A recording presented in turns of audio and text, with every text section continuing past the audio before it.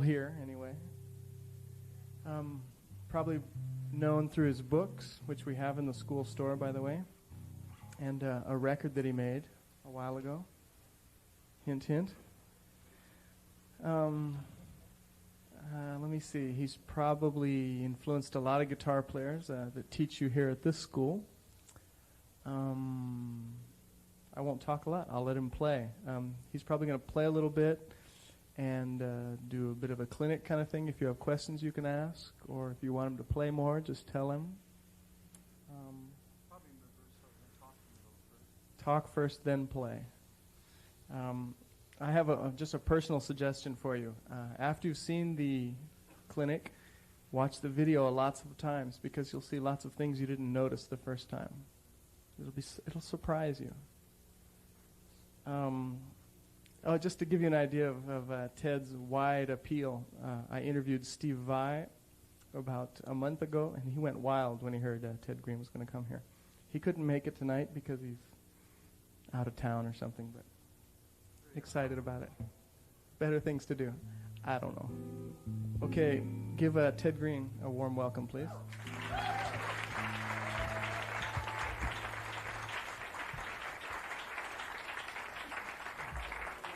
Thank you. Thanks a lot. Let's get used to this microphone. Oh, you got to talk kind of loudly. You got to push your voice into this. Whoa. I guess I'm a little surprised. I thought that a lot of people would have guitars, like out, like we were going to do a workshop or something. I guess this is going to be a little different. But we'll still talk a lot about guitar and do some playing, take a couple of breaks so it's not too terminable, whatever the word is.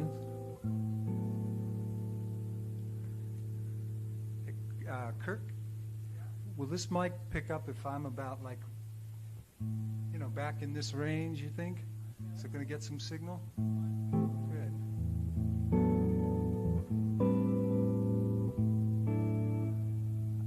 I thought I would talk to you about keys first, like what it means to be in a key.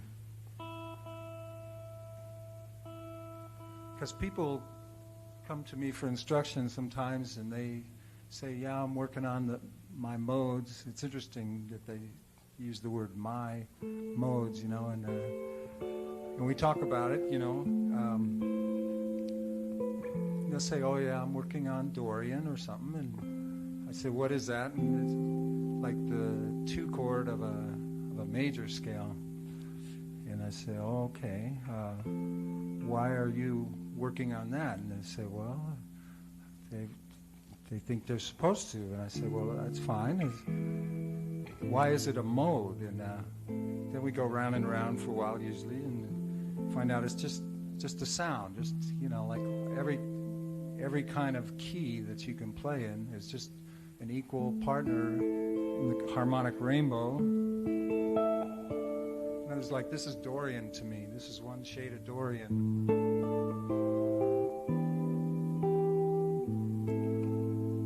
Why is that Dorian? Does anybody want to tell me why that sounds like Dorian? Like if you were in the car and you heard it, how would you know it's Dorian? How would we know we're in a Dorian key instead of a Fractolian key or something, How about we'd hear the bright sound of the chord other than the tonic chord? Like, we got a tonic chord here, a minor chord, right? A minor. But instead of being dark, the next chord, like that's kind of a beautiful dark chord. This is a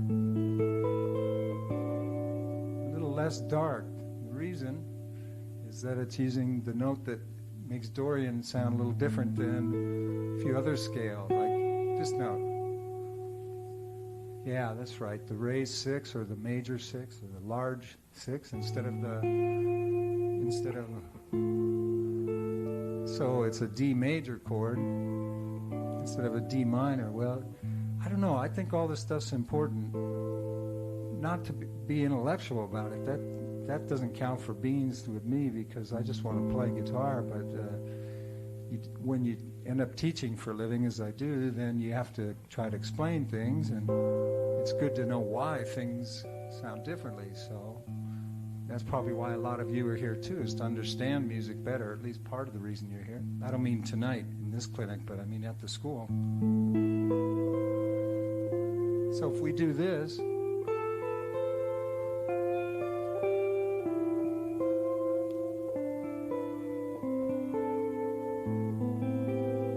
what kind of key are we in now? How about Aeolian? Because we have that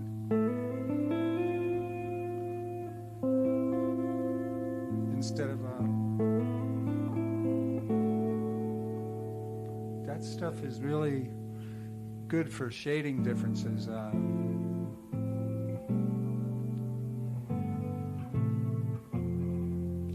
So when you're in A minor, we're just using A minor as a reference key. Anytime you hear the F major 7,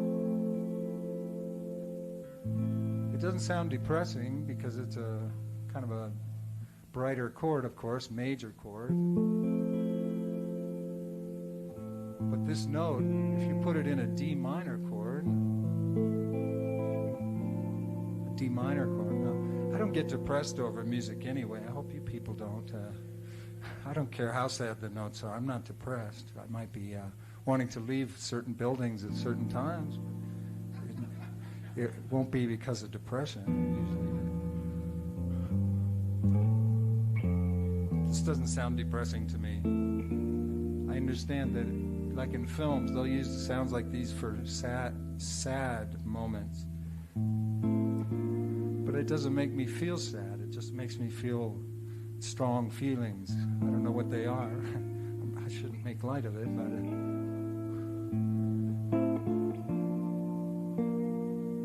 this is supposed to be a sad note, a real sad note. We're not talking in the Branford Marsalis, as in, boy, that's sad, man. I don't mean it that way. Just, now, as minor is supposed to be sad too, this is starting to sound sad compared to what I was playing before. We got that same F note in the key of A minor, but now it's part of D minor 6.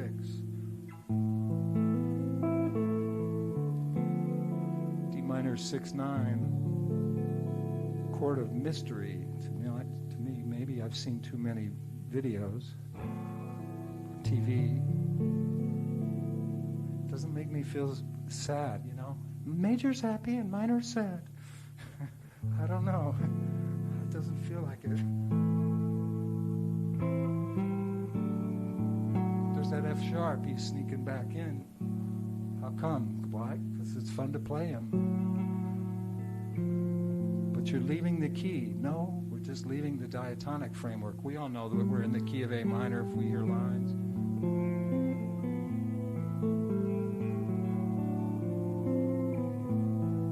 No, it's just all part of A minor. It's no problem.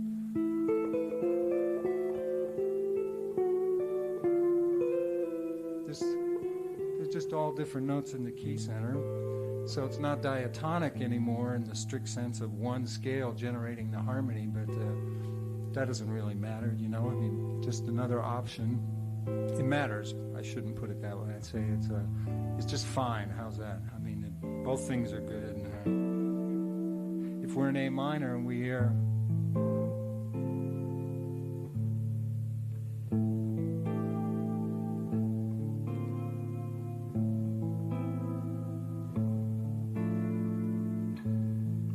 kind of on the dark side, not meaning bad, again, just darker compared to, there's that note again. It really jumps out how much difference happens when you play. Now let's talk about what we used to call Oliver Nelson voicings years ago, because he was one of the first cats to kind of put them in records and stuff.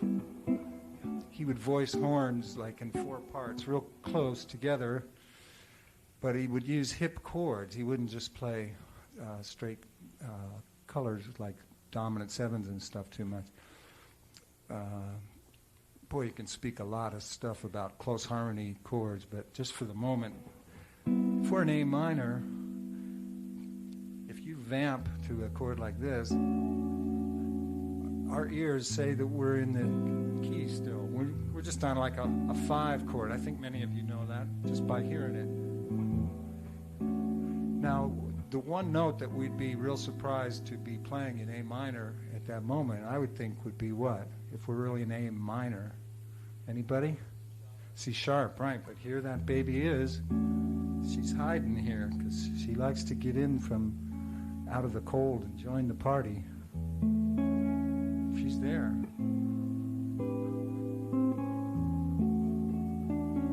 So what I'm speaking about here is buried dissonance or buried surprise notes. I mean, don't think any notes are bad or out of the key. Maybe you don't anyway. Since I don't know all of you, but since I've been doing this teaching gig since '64, you meet a lot of people and you see that a lot of people are full of knowledge, rules they've learned and precepts, concepts, and it's usually all good stuff. It's just it can inhibit you sometimes from seeing the picture that everything's in the key, everything's in every key.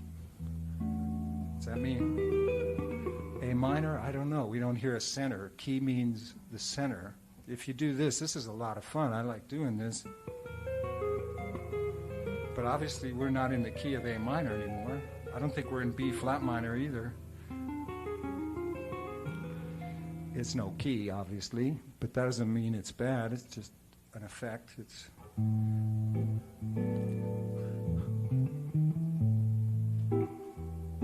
There's that chord with the C sharp in it. Now, if we put that baby on top of it, if we go... For some ears, that's not going to sound as congruent in A minor if you're expecting here.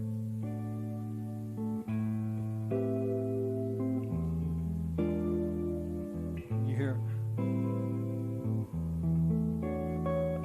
It depends on how you hear. I've gotten used to it. But if this note troubles you, or if any note, that what I'm trying to convey here, and not doing the most concise job of, is if any note troubles you in any kind of key, bury it inside the chord, you know? Like take this thing, put it somewhere where it's not in the soprano, because we tend to hear soprano the most. I don't know if anybody's noticed the trend in the last, I don't know, let's say 15 years to add 11 chords. Add 11 chords. They're like all over the place now, you know. Candy bar commercials, unmentionables, just everywhere, you know. I mean, used to be you couldn't play those notes together, you know. Certainly producers didn't like it. We all like it now, I think. People like it now. I don't know if a lot of you know that in the old days, when this is how music sounded somewhat, they didn't even have yellow, I don't think, man. I mean, at one time, you know. There'd have to be truth to that, because in the caves, how would they, you know? But, I mean, way after caves, but way before Albert King, somewhere in the middle there was, you know, stuff like that. That was music.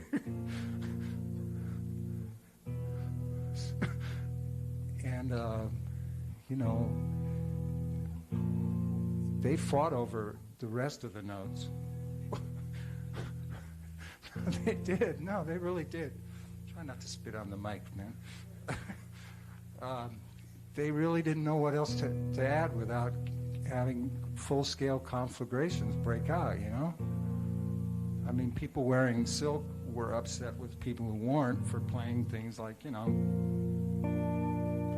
was called a licentious note. The third, people were actually killed. And if they had had firearms, they would have been shot over it. It really was one of those bad times in history where we proved that we have a lot of growing to do, you know, people, that is. So if we could fight over the inclusion of a note like this, I mean mankind as a whole, then it's no shock that we're still going to have trouble with some other notes. Like right now, we're not all including these notes as our normal thing, I would say. Just to use one example, it's just the Texas tornadoes, Guns N' Roses. No, it's just not happening yet. And it's probably never gonna, because that's the only interval not in the overtone series, as a man named Spud Murphy wisely noted once. And it's the octave plus a half step. That's the most troublesome interval to work with harmony-wise. Obviously, I'm free associating up here. I don't know how else to live, so you'll hopefully put up with it for a while longer. I promise to play a few notes together too. But anyway, yeah, this interval's a problem, and you maybe have noticed it. If you just played that too much, you can clear out a building real fast. Or get the club owner to pay you, actually,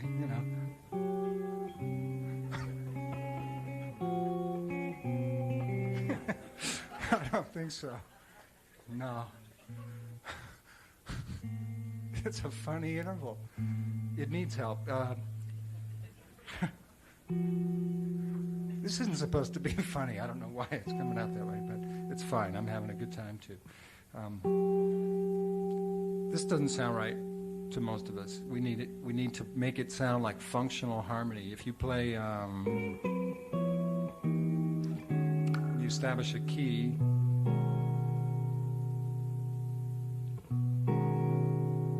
Okay, so we're in, say, B.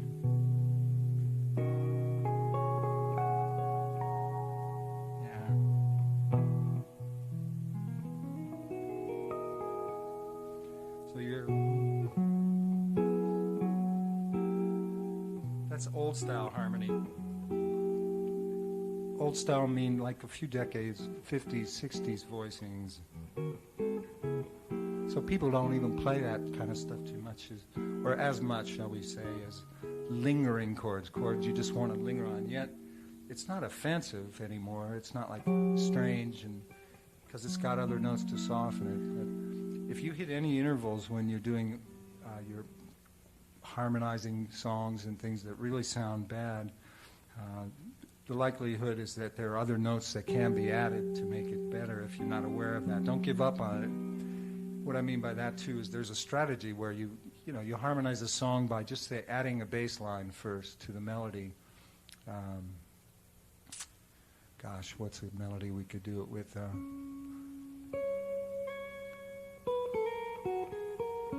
This is an old tune. We better not put it in that key for you people. How about F?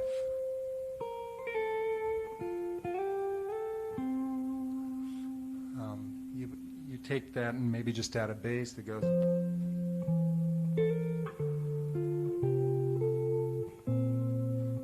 We're just walking down the key by doing that. That's no problem to understand, I hope.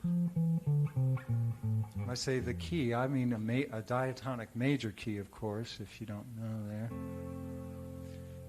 By the way, on our breaks, if anybody's troubled by things I'm saying and needs to ask me questions, please do. Or if you can't stand it, like during is fine too. You can shoot your hands up and we'll converse. I don't have to just give a speech up here. We can interact, that'd be fine with me.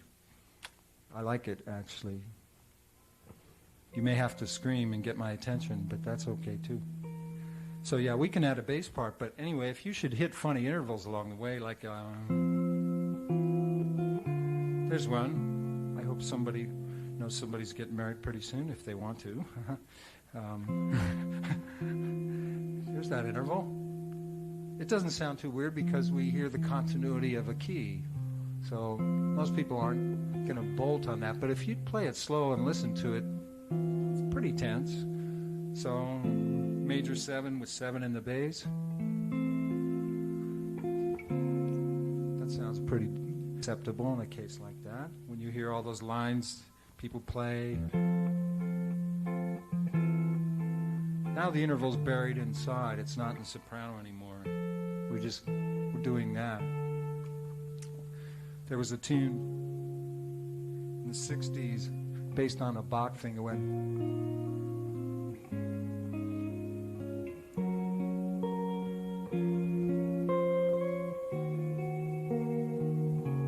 something like that.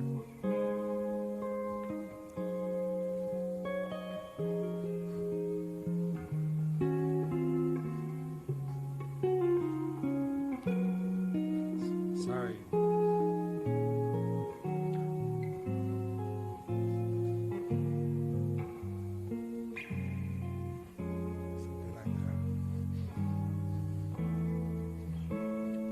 Here's that major 7 in the bass.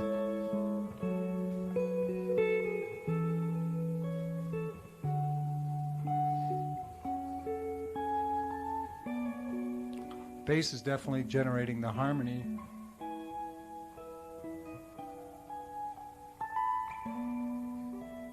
That's not the right chord.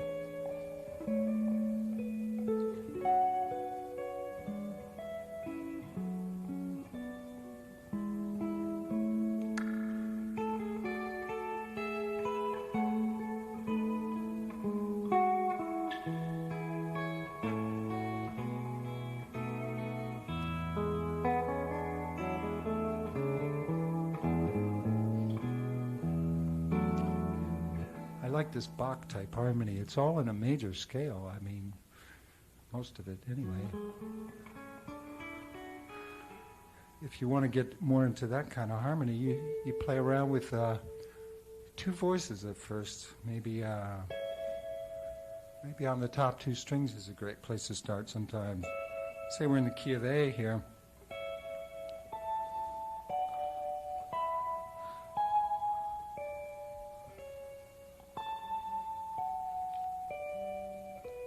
I'm just thinking of chords, implied chords. That's what Bach teaches us that. His music is about chord tones that are stitched together with either scale tones or chromatics, and the genius is that there are motifs binding it all together, themes in most cases, and that's a staggering thing that he's got themes as well. But if somebody wrote in a similar style but didn't use actual themes, they could still get the effect of the harmonic environment of a Bach if they knew his harmonic vocabulary, if they just concentrated on chord tones and stitched them together in certain easy kind of ways, frankly. But to write that genius counterpoint and have themes too at the same time, that's another staggering thing. But when you hear themes like, not themes, pardon me, but chord tones like,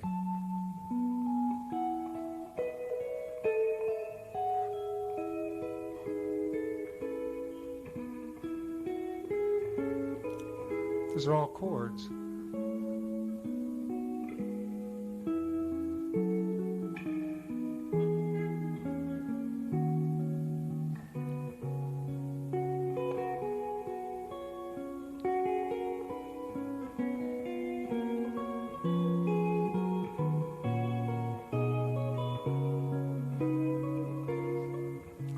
Gets into a kind of a neo-Baroque thing where sometimes I don't try to be totally authentic when I'm playing this music because A, I'm not capable of it.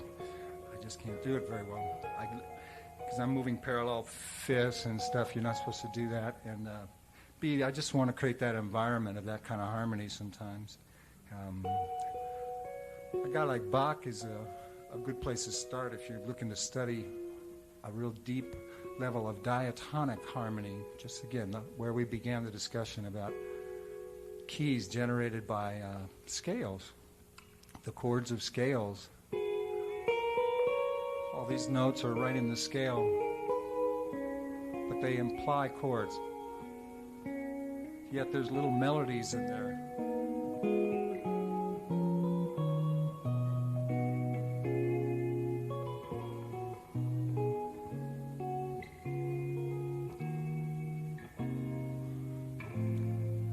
Minor keys, we're back to that.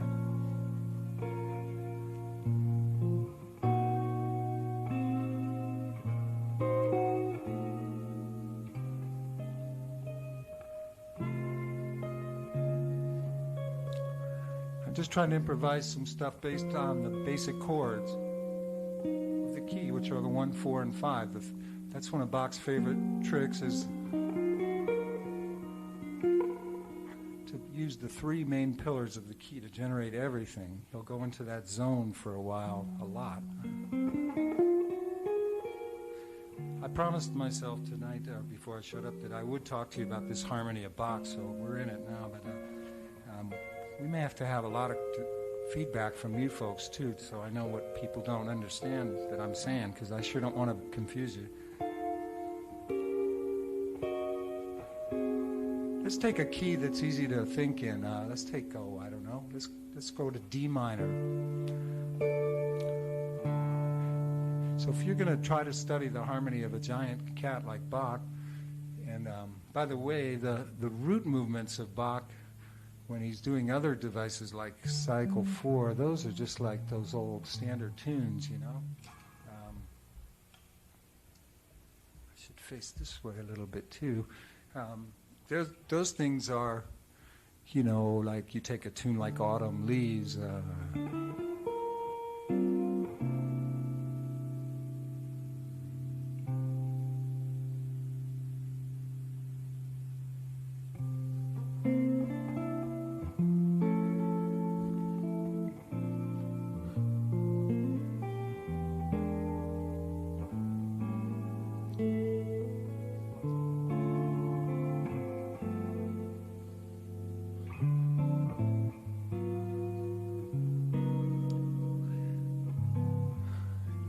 These kind of progressions, these things have been around for a long time.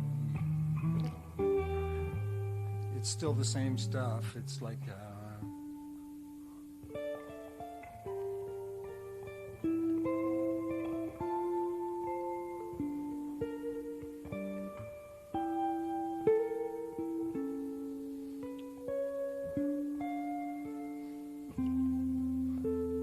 D7 leading into G minor.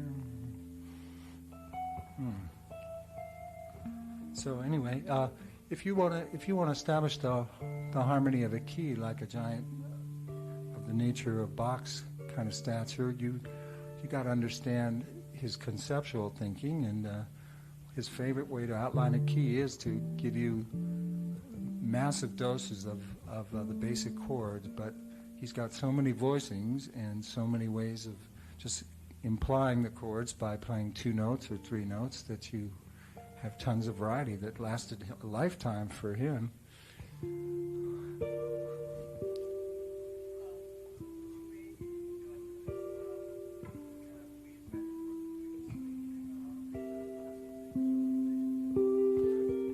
Don't think I can, but I'm sure going to give it a go, man. Since you asked, I like the challenge.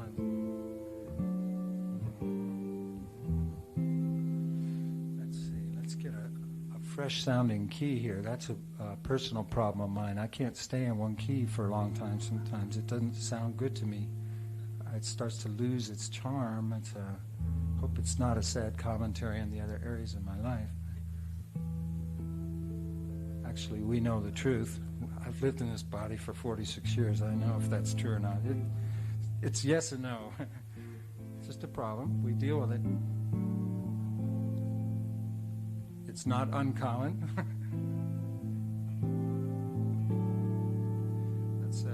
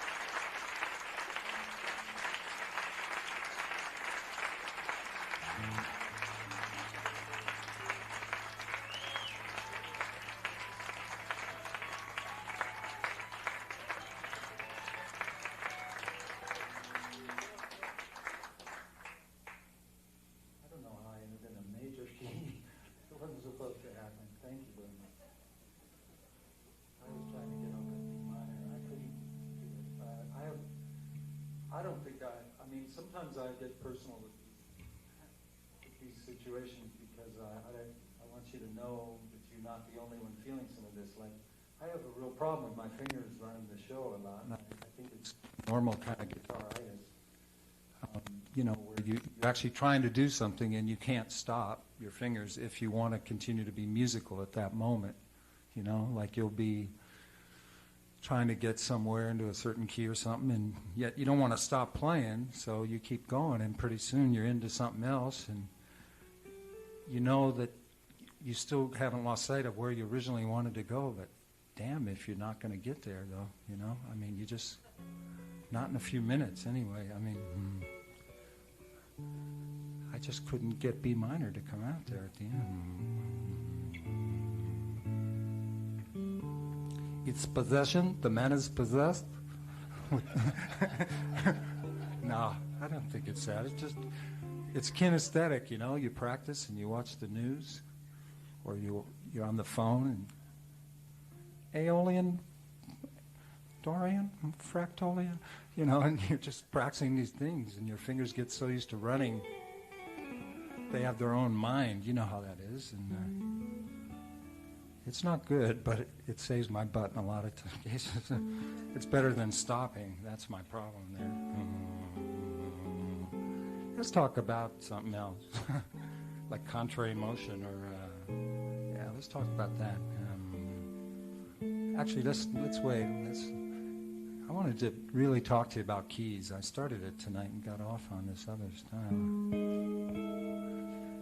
So I kind of line up this harmonic rainbow in my mind, and it's got different layers. One layer is an era thing, E-R-A, you know, like when stuff happened. You know, like surprisingly to some, maybe a lot of you notice this, the old sounds, I mean old, like really old stuff, or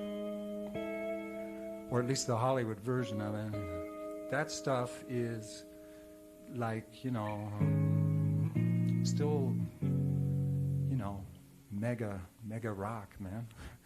I mean, it's the power chords. So those perfect intervals that were so much running the show in the old days for centuries, they're coming back, you know. I mean, in the last 20 years, they've just charged forward, you know, the so-called power chord.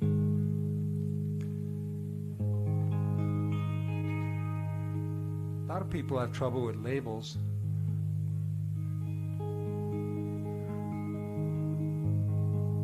Look, Frank, he's playing jazz. Look, Frank, he's not playing jazz.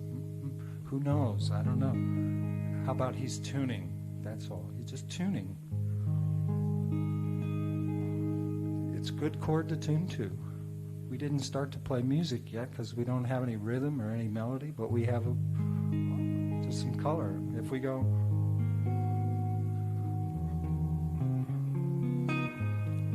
It starts to be music because we got motion and a little bit of, you know, nice stuff going on. Chords like this set a mood so that your ear gets hungry for harmony, hungrier than just, okay, let's play in G minor.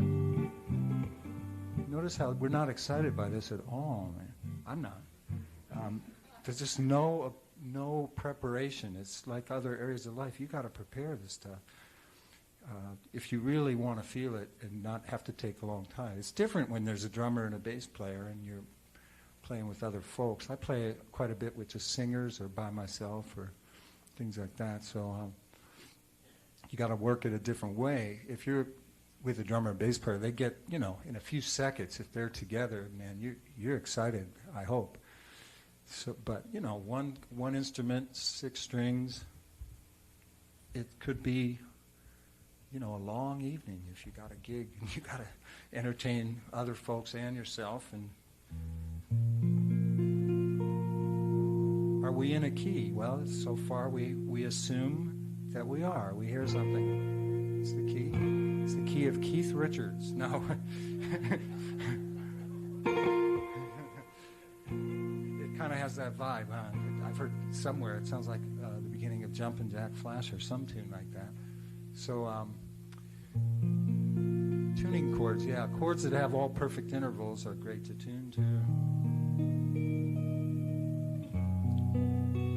They also just establish a key. They don't establish what kind of key you're in, though, other than that you're not in a key that is going to have a flat 5 instead of a real 5 or something like that. But it's an open book from here.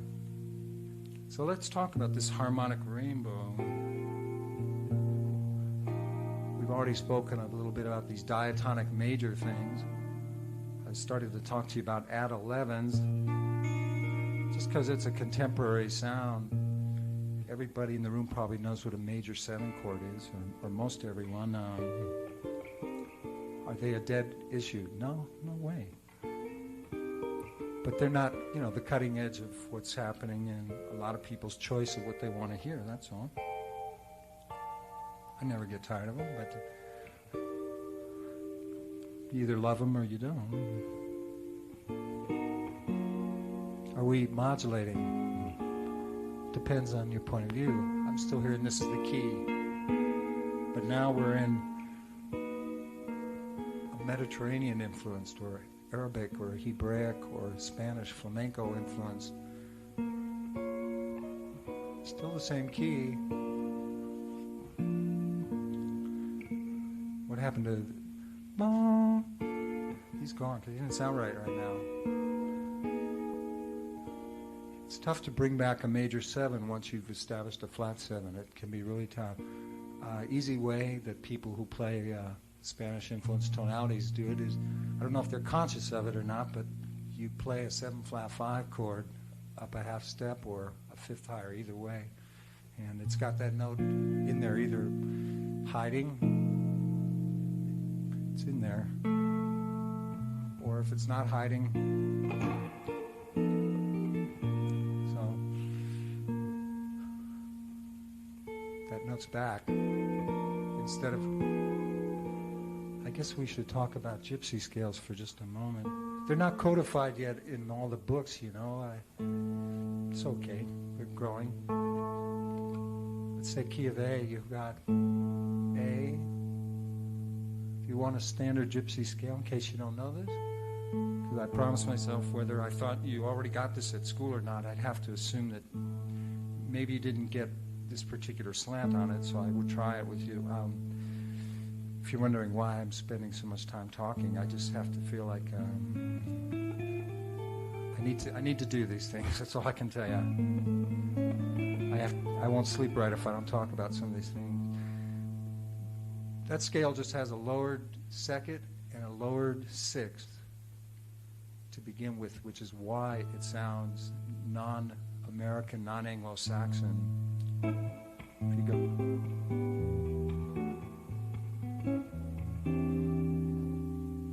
A scale like that, or a harmony like that, is decidedly American. Something's a little louder.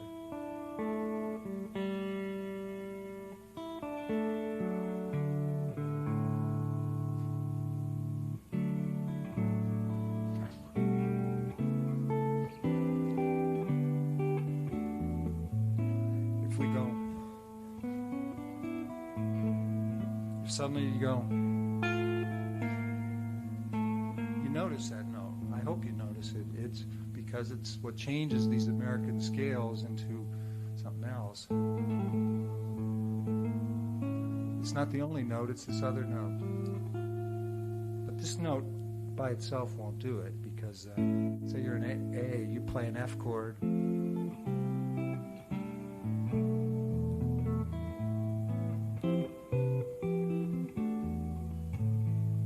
Those aren't modulations, those are just the expanded diatonic root tones. Fancy words just means the 12-tone tonal key, the American kind of 12-tone key that's music, that's natural to our ear. An F note's part of the key of A in the large sense. It's just not diatonic to the major scale, that's all. But in a major key, we're definitely going to use F every now and then, or a lot, depending on what kind of harmony you play.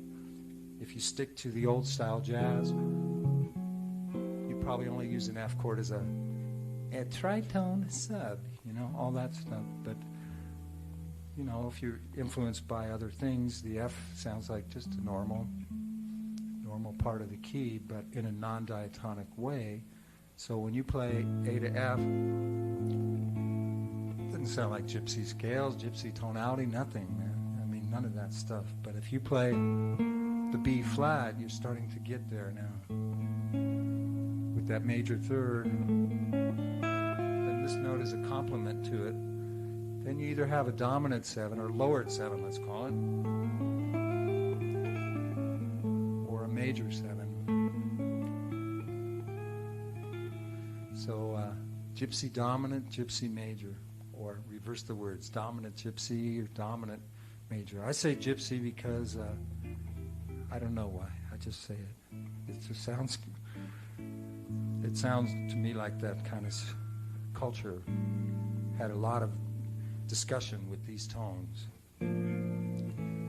Could call them Arabic scales, like I was saying, Spanish scales, whatever you like. When you play that scale and or those sounds, and well, let's take a left turn for just a second. We're coming right back. I'm not going to go off.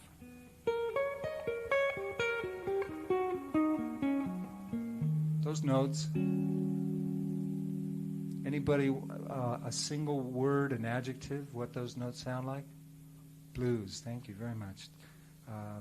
They're a blue thing, you know, they're blue sounding. When you hear,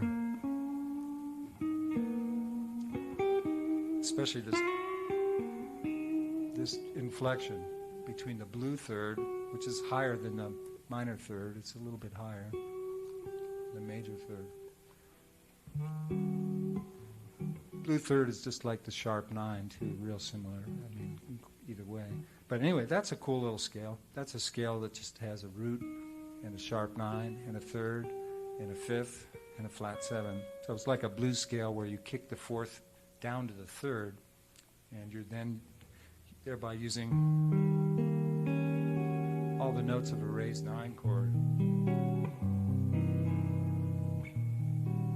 An altered dominant chord that we use as a tonic chord, by the way. I'm sure all of you are aware of that, but it is kind of disturbing to rule makers. Ooh. Altered chords are built from the 5, you know. Hey, they ain't always built from the 5, man. Just the 1 chord. Right now, anyway. So you take that scale, those 5 notes, and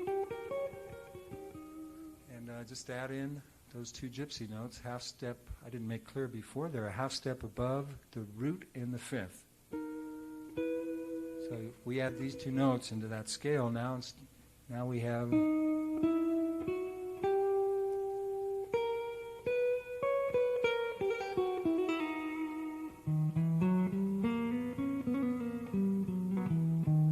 Kind of gives you some of that kind of harmony, that kind of flamenco, semi-flamenco to the purists. I don't blame you. I'm kind of butchering this stuff, but you get the general flavor of it. Then there's a 6-note version of that scale, and both of those scales, the 6-note scale just leaves out the fifth. And both of these latter 2 scales, by the way, I call that one the gypsy blues scale because it's so blue then we have those other two notes we're adding. Yes.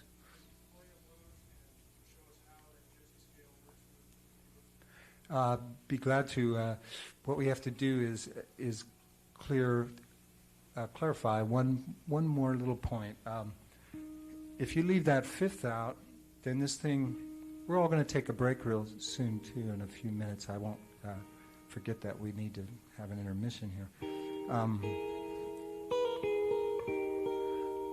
Right now, it's wearing that other hat. It doesn't sound like a jazz scale, for instance. At least not to my ears, because of the kind of chords we're hearing. But if somebody's playing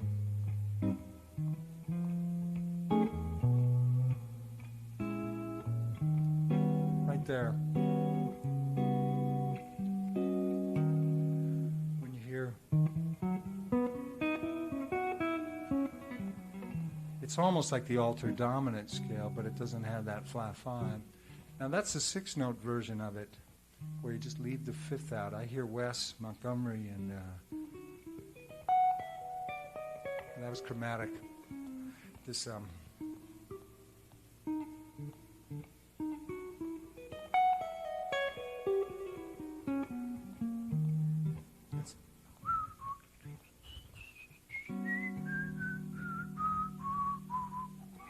so in a blues, it just depends. Like right there.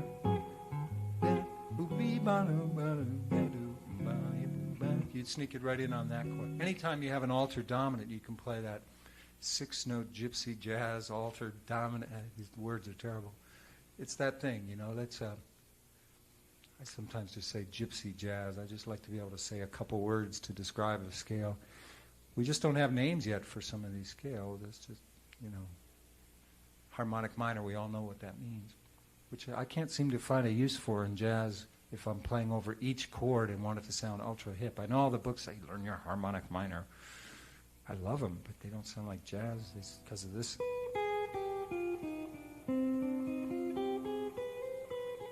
It doesn't sound as hip as, like, you know, Coltrane or Miles or them cats. It just sounds like a guy in Encino playing a harmonic minor. Anyway, we're going to take a little break because I'm perspiring like mad, and this microphone's a little bit intimidating, but we're working with it, trying to work with it, and we'll come back soon and talk about more things and play, and maybe we'll have more questions from you. I love having the questions because I don't know what to talk about up here. There's a lot of stuff that's fascinating to me, but it may not interest you. But if people ask, then at least I'm connecting with one person. So we'll be back soon.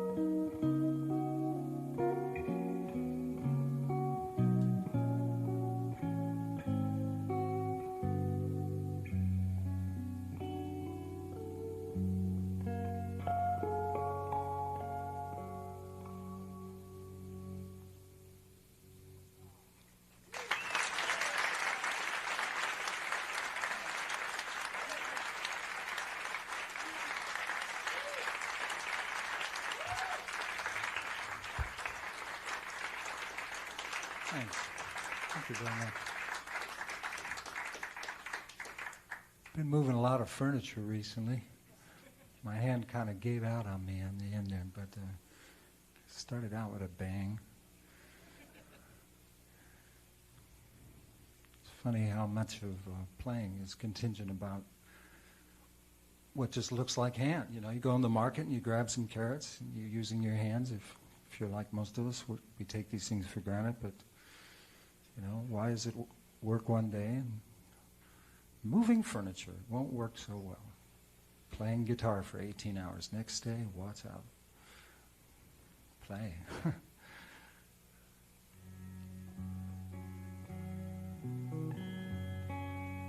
These guitars are set up so that I can run some heavier strings. Helps the tone a little bit, helps the ring. You don't need heavy strings, as you probably know, to get a good ring. But actually, I've got it backwards. I like to tune down, and in tuning down, you generally have to use a thicker string somewhat, and the bonus is you get a nice ring at the same time. I like to tune down because you get a little more bass.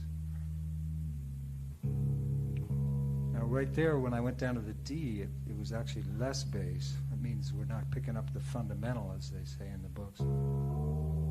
It's actually a little stronger right there.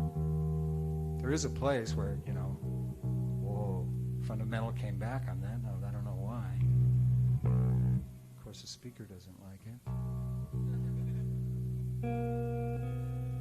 Wow, a C note.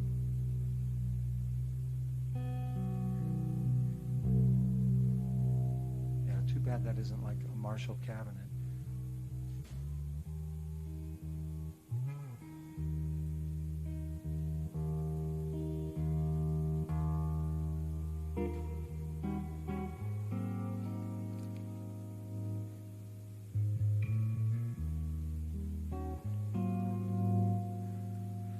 Well, let's see. Maybe we'll play a little blues. I always seem when I can't feel, right now I don't feel for sure what I feel like rhythmically. Sometimes you can gauge what tunes to play by, what kind of rhythm you'd really like to feel.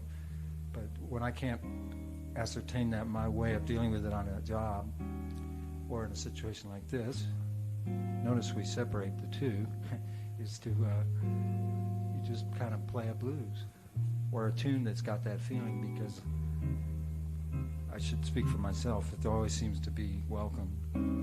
I just like the colors of the blues a lot. So we'll play something that's got a bluesy feel to it.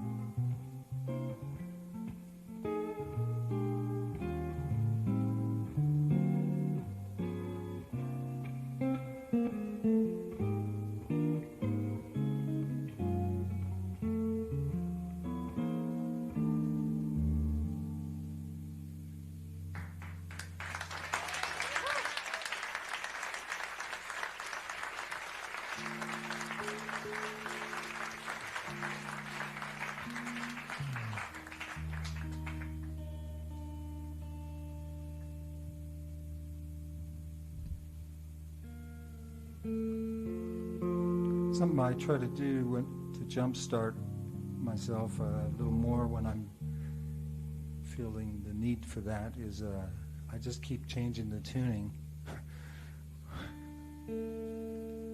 So we're going to go down another half step. I think I'll be happier.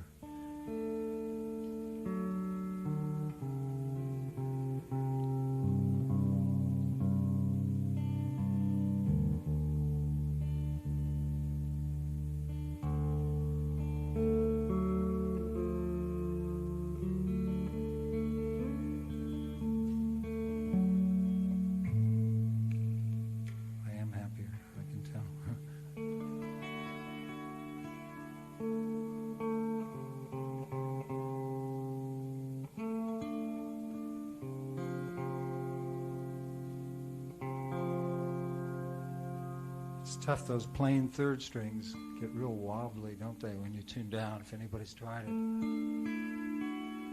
But I can't abide a wound third because I can't get the volume, and bending is over. You just can't bend them right. Of course, I've been doing a lot of bending tonight. No, I do like all that stuff. I'm just sitting up here by myself doing something else. So.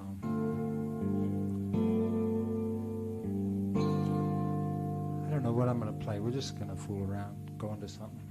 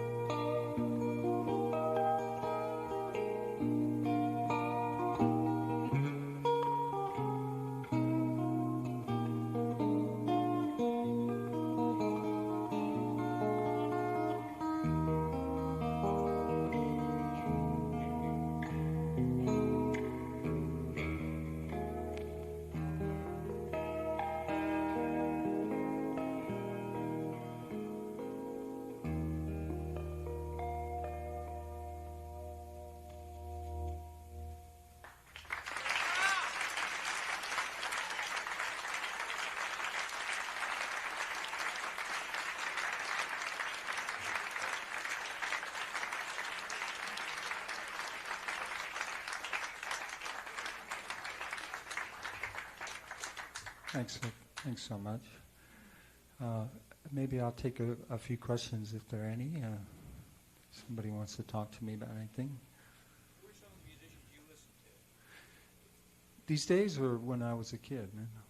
Either one. Either one. Wow, there's been so many.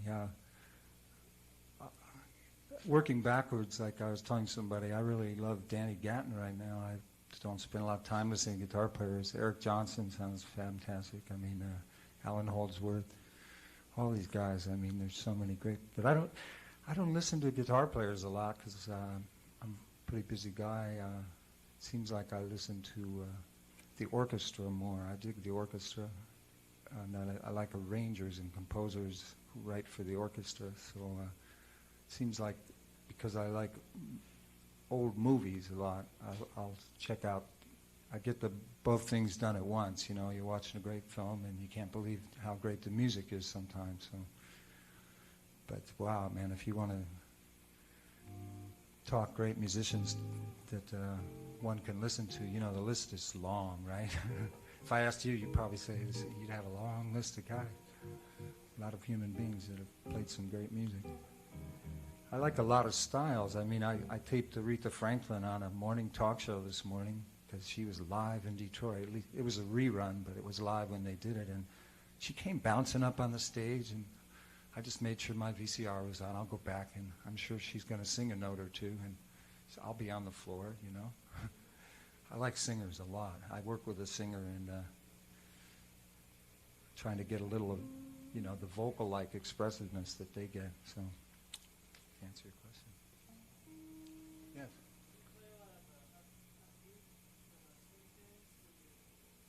Kind of not as much as I always used to be. I don't know, man. I was driven this way when I was younger, and I seem to go in a different direction just right now. But I like playing bass for some reason now. I don't know what happened. I don't do it well, but I mean, activity shouldn't be confused with achievement, right? So when we, I mean, I like the feeling of hearing these cats playing, not swing, but bop, you know. I like that. I really dig that feeling. So I'll look over at my singer friend, you know, she's open to any kind of music, and she likes jazz a lot, and I'll just start doing that on some tune. But I can't do that and play the chords and a great melody and call long distance at the same time, you know. In fact, just the bass is about all I can get at that tempo. I used to play a lot of medium things. I'm just kind of a medium cat. I run on frenzy inside, but it doesn't manifest. It's trapped, you know. It's never come out, except that time in jail, and we don't want to talk about that. Yeah, I just kind of medium. Latter-day Jim Hall in that sense. Follow his. Yeah, that's true. The real story, I'm not trying to be funny, is I asked my teacher, he came to the pad, he had two guitars, a blonde one and a pink and black one. It was 1957, fall of 57, and Elvis Presley had been around for a year and a half, and I had overcome initial resistance. Why is everyone screaming? I don't get it, to saying, hey, it sounds great. And his guitar player, you know.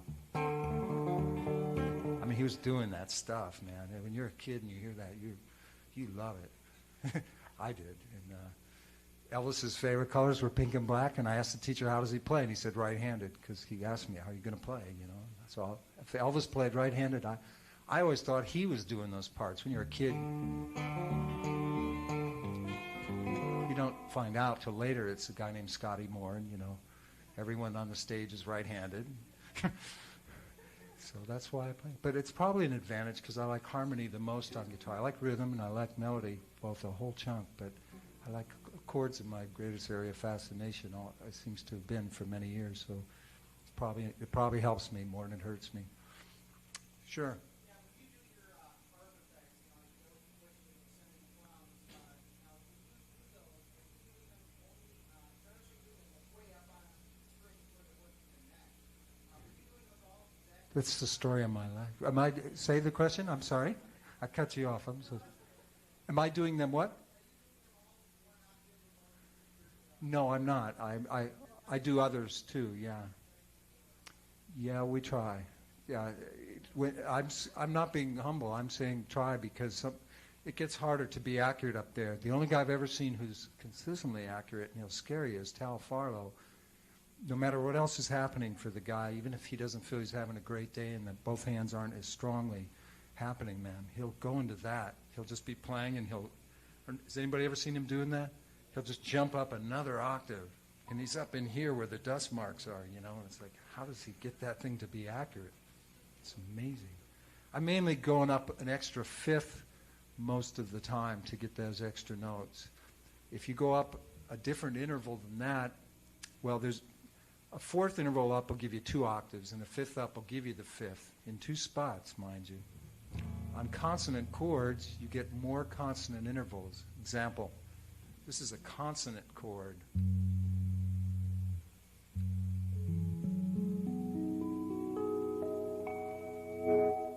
There are no notes to trouble anybody from Kansas to the ends of the globe, It's just easy on the ear. So you put that baby up a fifth.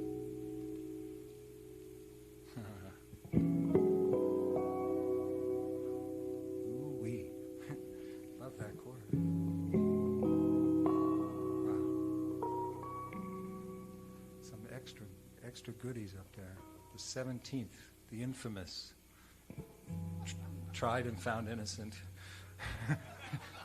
by Court of No Appeal. 17th, yeah, it's a special note. We don't usually talk about 13 because life's too hard already,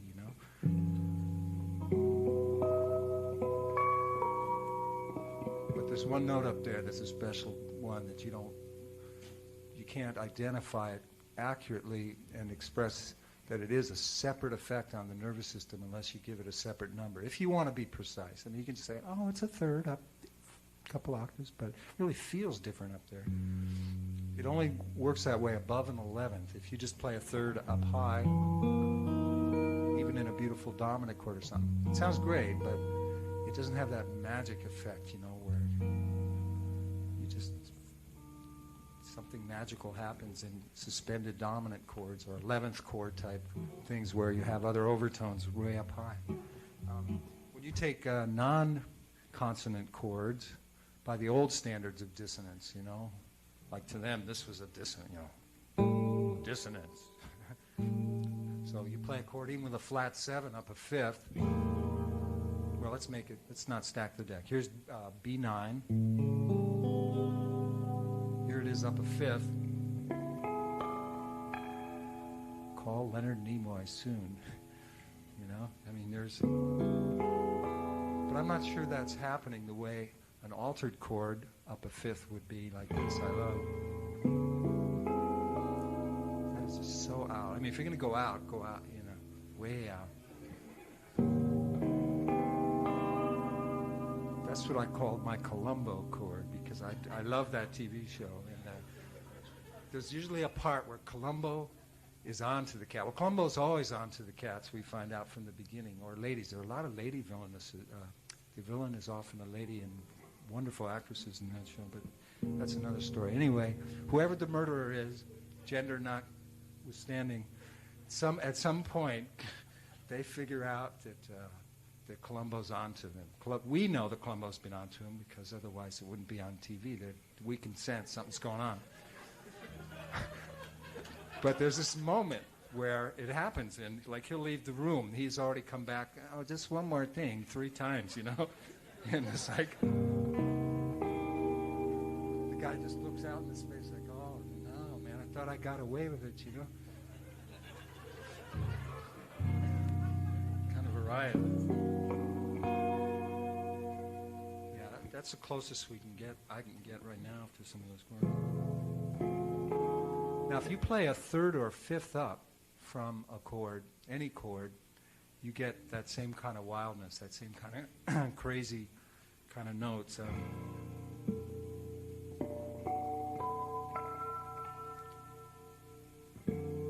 That's a third higher. That's an E. While I'm playing C, I'm thinking E. Or a sixth. Same thing. When I say third, I don't mean 3 frets, I just think of the alphabet. For me, music theory is an easy thing. When I was a kid, it was a hard thing. I used to give up on it all the time and just go back to it. And I was happy doing that for a long time. I still am, but theory is an easy thing because it's just about an alphabet. Man, it's just an alphabet, people. Just A through what? G, I guess. There's no H. It just stops. That's right. There's the H, right. That's B and what? And then B flat is B, huh? That's a wild country, man. That's a wild country. We know it's wild if they start with that premise in the alphabet to begin with. So anyway, yeah, our alphabet's a little, it's easy, A through G. You know, you put some sharps and flats in when you learn about all the precision aspects of theory, you know, which scales have what and so on. But God darn it, it's just an alphabet, you know. I've been lucky to make a living as a guitar teacher, and people sometimes leave after spending an hour, and the assignment is for them to work hard on a few different things, one of which is to learn the notes in the scales. And I invariably, if the brain's working well, tell them to do it descending first, because much more music goes down than up in terms of the flight of the roots, the names of the alphabetical, you know, like all that. There aren't as many ascending progressions that have made their way into the fabric. Even the way we voice lead progressions of force, or what they used to call the cycle of fifths, what I've been calling cycle of force for a long time, because I like to think forwards, like A minor 7, D7, the G, and all that stuff. And the traditional resolutions are tones falling. You probably saw, you know, when I'm playing, if I'm doing that kind of stuff, I mean, the hands go down more than up. Doesn't mean that music doesn't go up a lot. It's just that the names and or the voice leadings go down, so we have to be able to think descending more than ascending. It's a wild thing. They don't, you know, you don't go to school and they go, okay, Z, what the hell is it? X, Y, Z, Z, Y, X, W, V. You don't learn it backwards. You just A, B, C, D, E, F, G. So it's a kind of an important thing to be able to think that other way. What was the question? Any other questions? Somebody like to ask? Yeah. Yeah, the thumb, you use the thumbnail and a first finger. You know, instead of using two hands, say on the 12th fret where you have your open harmonic. You know how to, do you know how to do it that way, or did you learn a classical way with the 1 and the 4?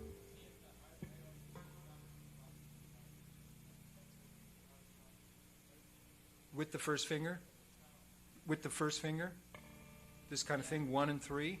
It's a good way, especially if you play with nails. You'll probably get a nice balance and everything.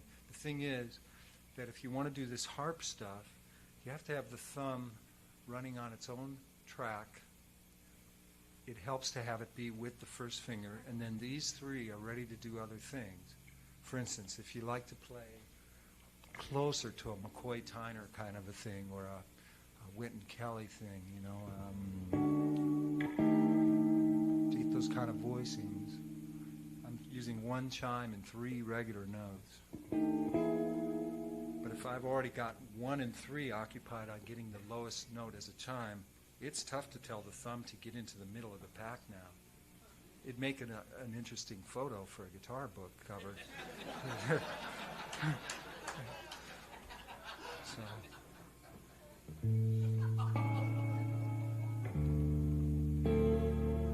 This kind of thing. So I'll play like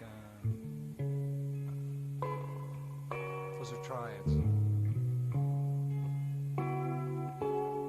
Let's get a nicer tone out of this.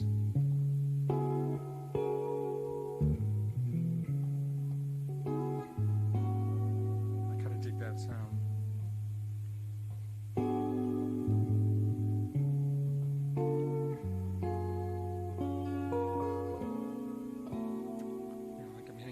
Note and then maybe a chime chord.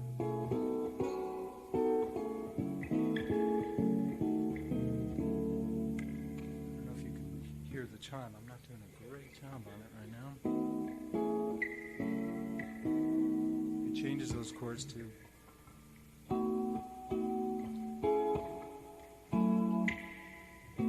close harmony.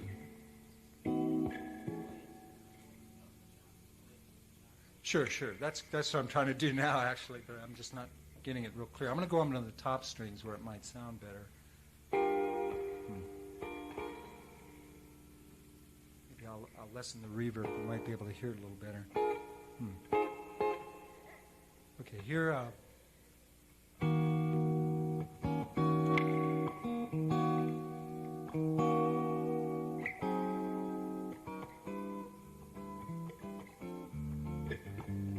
looking for a key that I want to hear it in for a second. Just bear with me, please.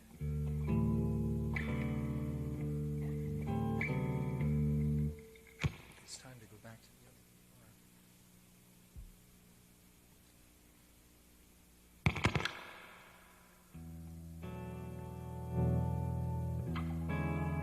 Wow, I like that sound now too.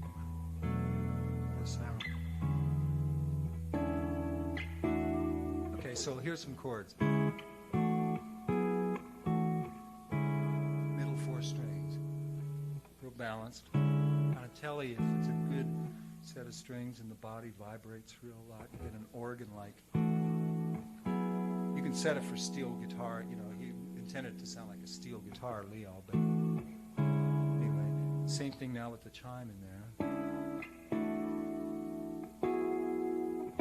It's audible. I'm getting a little plunk out of it because I'm hitting it too hard and the string's a little low for this gauge.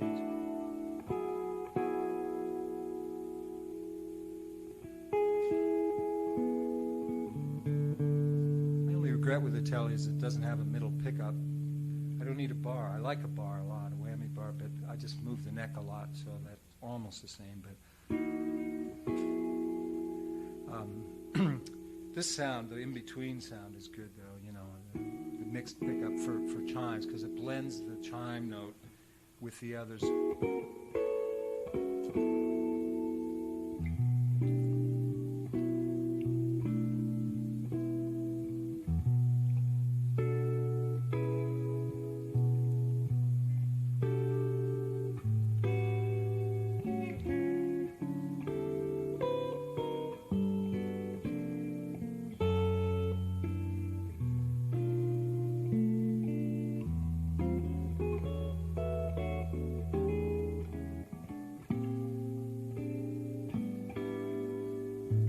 Try to play these kind of chords to get close harmony. But with this stuff, it's just about the same versus where it's so muddy. You know, the speaker can't handle it right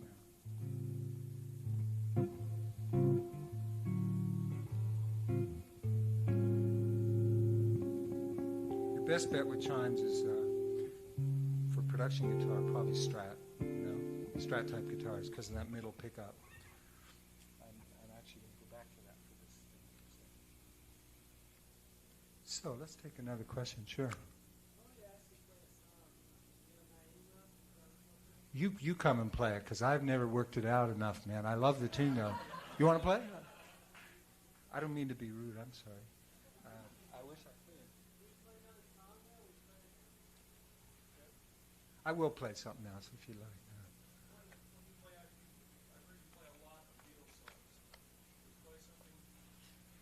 Yeah, we'll do some of that if you like.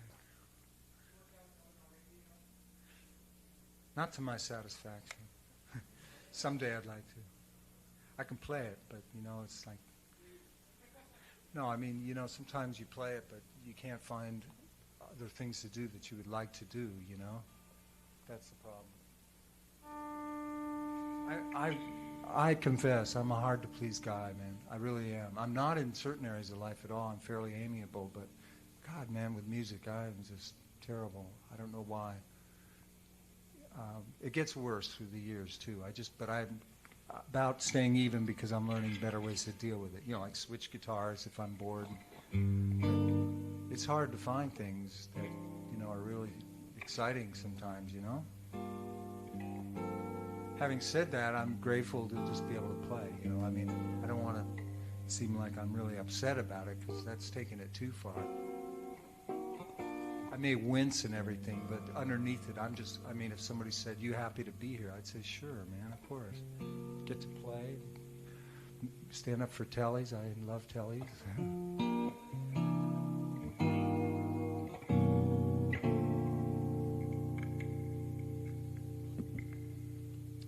Let's look at the song list. Song lists are good things.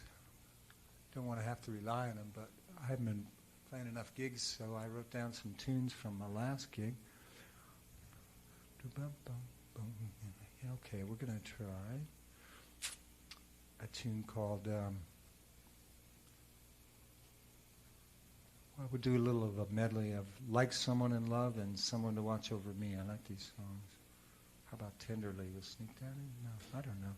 Some good songs.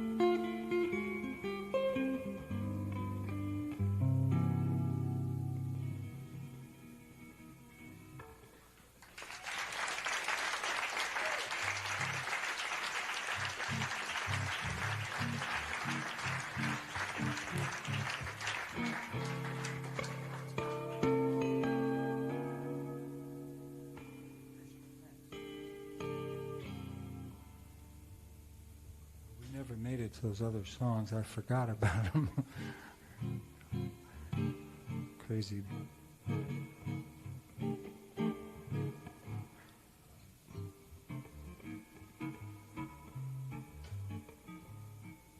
Definitely want to play something like this now. I can feel it.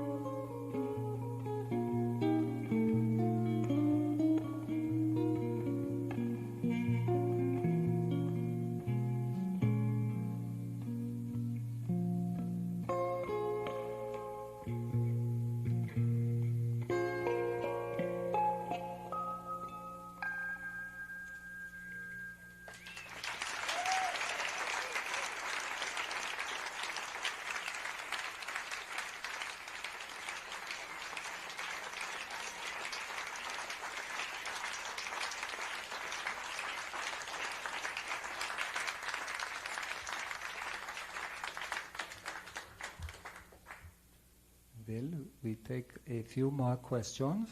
And then we're going home. I'm going. Yes.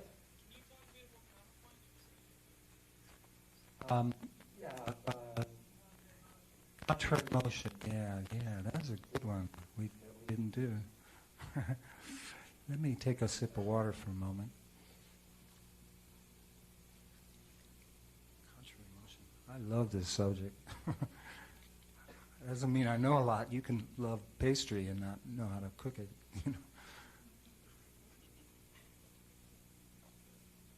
Most of us do. Yeah, what you mean, man? I know how to cook it.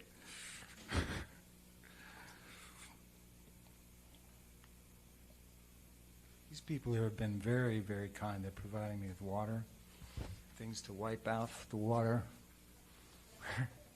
I'm serious. They're most gracious.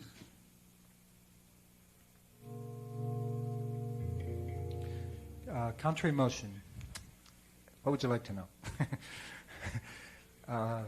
When contrary motion is when notes go in opposite directions, either away from each other or towards each other. It's a bipolar planet we live on, all those opposites. So the most traditional forms that are still used to make money with, we'll put it in crass terms, I don't mind. It's good stuff. Are diatonic contrary motion intervals, because they sound good. They just sound great. So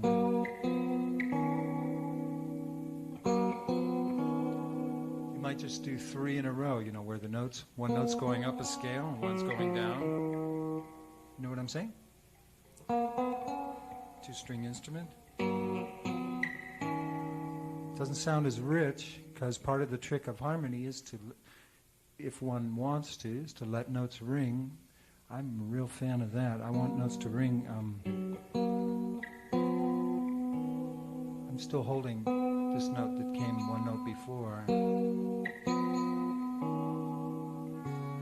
I did a leap there. I didn't go in that would have been the next stock diatonic contrary interval. You can just do a few in a row and then break out.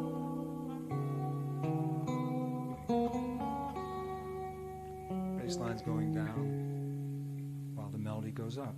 They can be stepwise, they could be both leaping.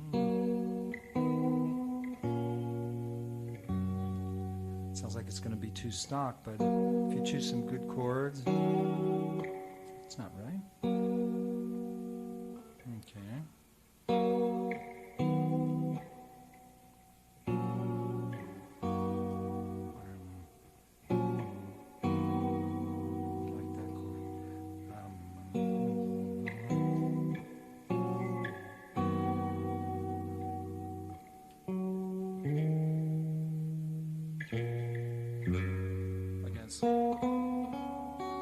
Doesn't have to be too boring.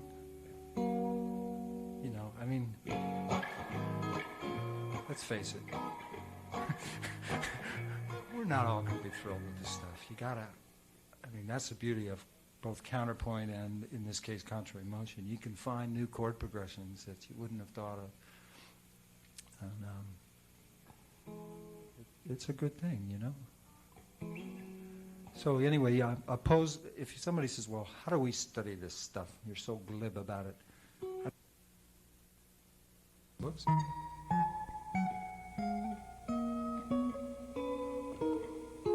Contrary motion.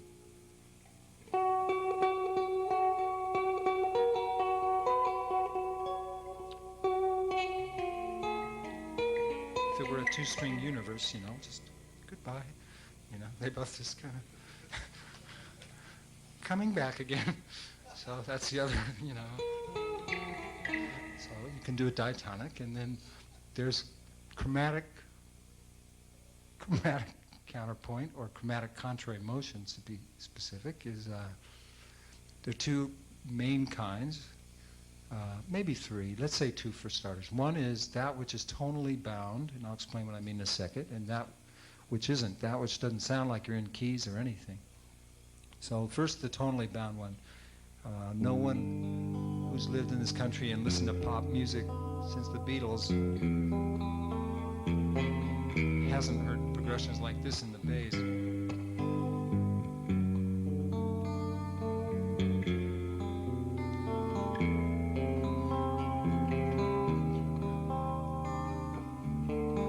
If you go back to Bach, or if you want to get certain kinds of flavors, you start actually a century after Bach with the Romantics. I'm not sure that's the right name, but all the books call it the Romantic period, you know? It sounds often like, and I'm not being snide, I think it's dramatic music. The Romantic music to me sounds like the Impressionistic music, that Debussyan, just like, wow, people in love, you know?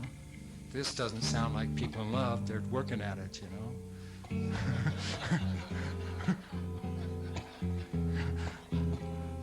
Romantic, I don't know, I thought that's what that meant. Anyway,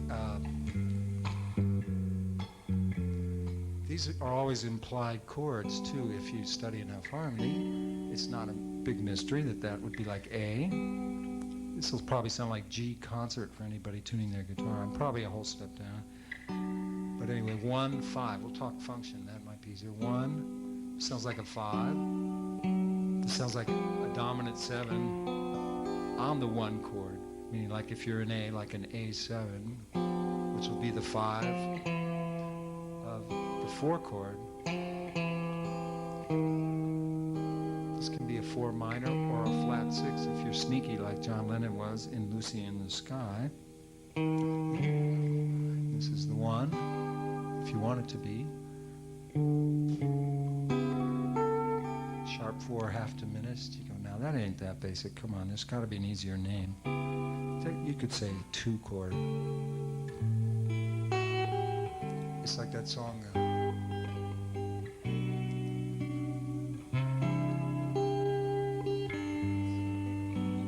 Let's see. No, that's not right.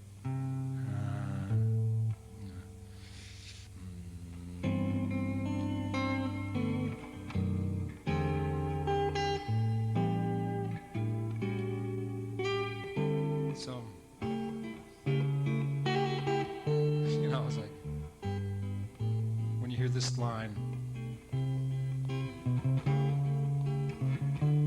so going back, you're supposed to be speaking about contrary motion, I know. This is, we're just talking about how this bass line on that degree of the key is often a dominant 7 on the 2 if you want it to be. You know, there are a lot of little things that you study in harmony that you just have to memorize, but they always make sense because harmony makes sense. There was something that I wanted to say about this chromatic thing. I don't want to lose it. Oh yeah, I spoke about that Lucy in the Sky. That's a great example because people have heard it. You've got this line. It's not completely chromatic. A lot of chromatic harmony occasionally has a whole step. But notice how this will fall down while this melody just kind of goes up at the same time, so you get.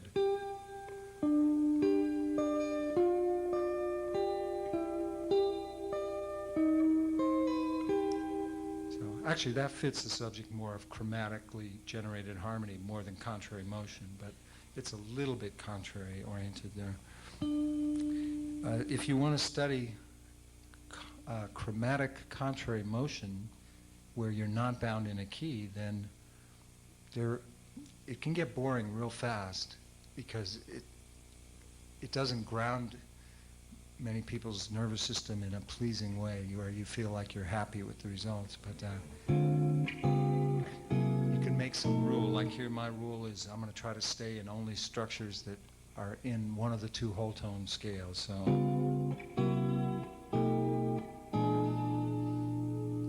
chords are in, I like to call the whole tone scales X and Y just for simplicity. So every other one is in X and every other one's in Y. But where are you going to use this stuff? You can't make money doing it unless you score for films and TV. But it's exciting to know a little of that harmony to me. I want to know all this stuff a little bit. Never scare a kid for fun. They get to scare you back, though. They definitely get to scare you back. You owe them.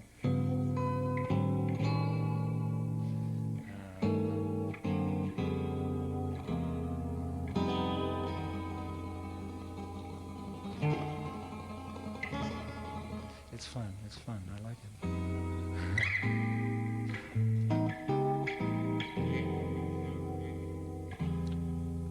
So, yeah, here's a fun thing to come at it.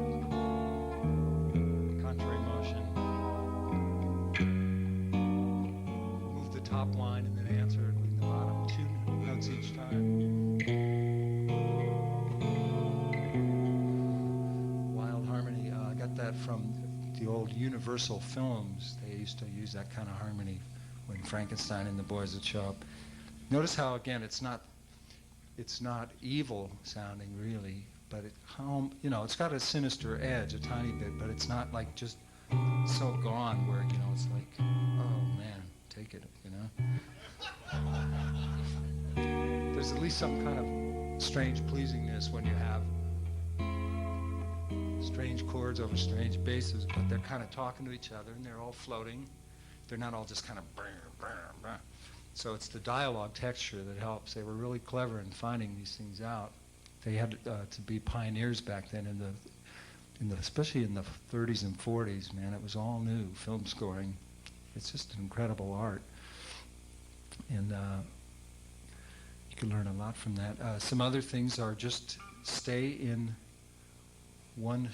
on a string set for a while and let some intervals appear. Like if you do just a few chromatic intervals, just try and freeze one note in the middle, see what happens.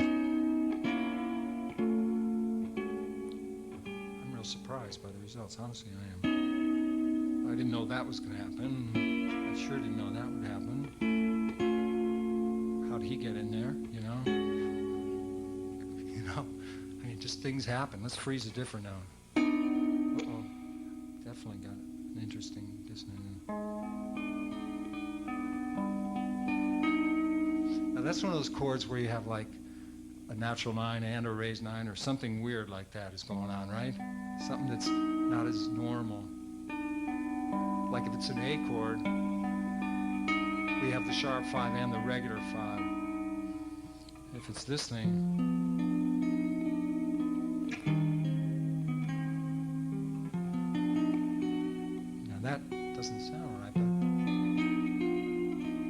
starting to sound almost like a consonant sound.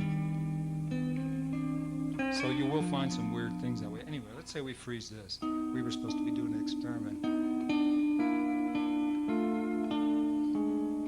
Wow, that's exciting. Some of that's hiding in there.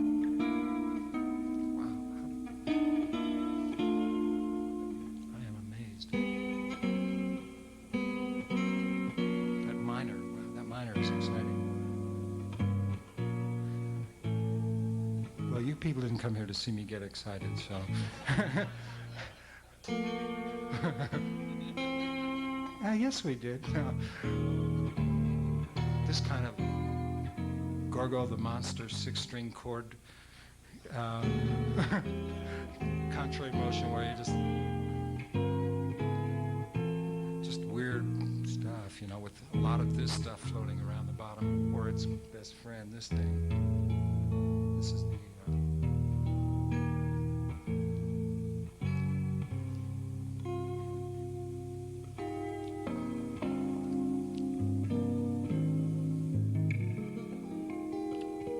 I'm doing that on purpose because I get hungry to hear something sweet and great after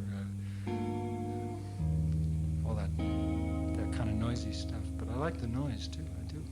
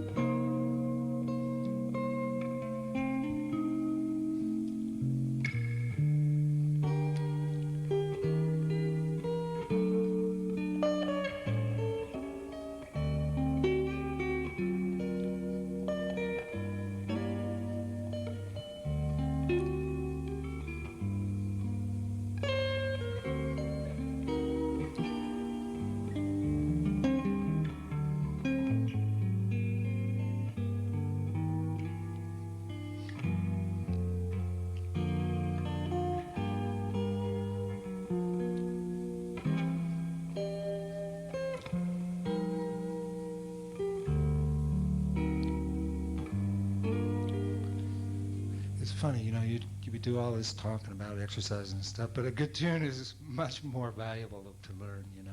Playing songs, man, is the best thing to do on guitar for learning the instrument, I feel.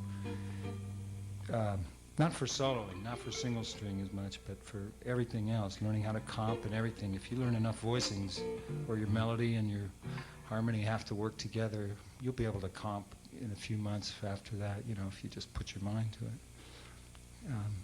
I found that out because I hadn't done any comping, but I'd worked a lot on solo guitar, and then I did a little work with comping, and it was easier.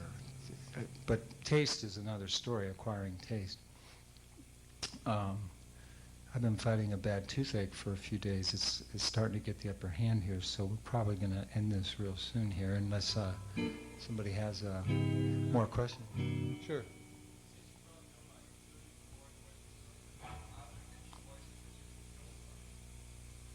Voicings that I don't find useful? Yeah. Well, sure, you know, but it'd be more important which ones you would find attractive or not, but it's all about organization at first. You want to you want to be organized in your approach if time permits, and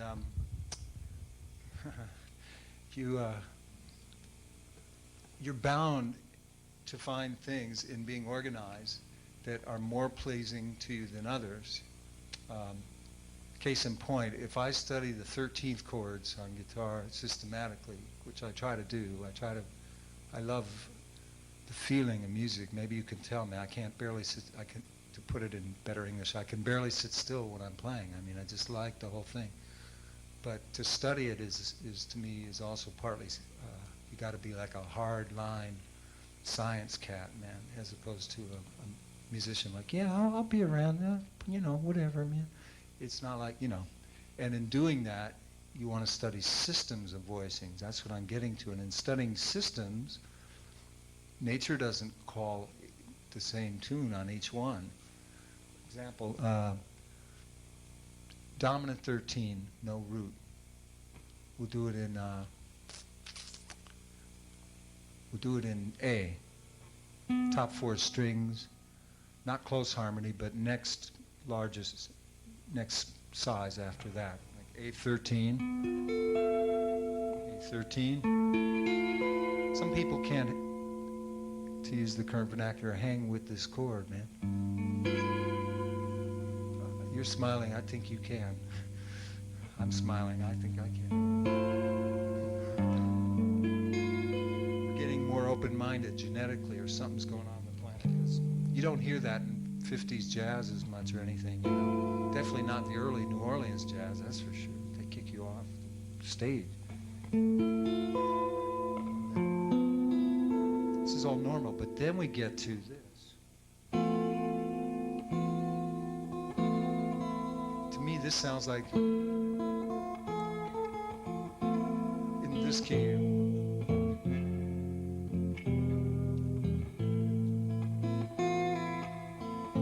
it doesn't sound like A13, but it's almost A13. So, do I like, you know, Ted, do you find any chords you don't like? I like it, but I wouldn't bring it home to dinner and call it A13, you know? It's just not that. To the ear, you know? So don't be ashamed not to have preferences. That's just part of life, man. You have favorite guitar players, right? Favorite foods, the whole bit. It's just life. Yeah, I've got some painkillers that I knew that they'd wear off in the evening, and so we. Yes. Good night, Last Season Lads. Thanks for showing up, and it's been my pleasure. Thank you.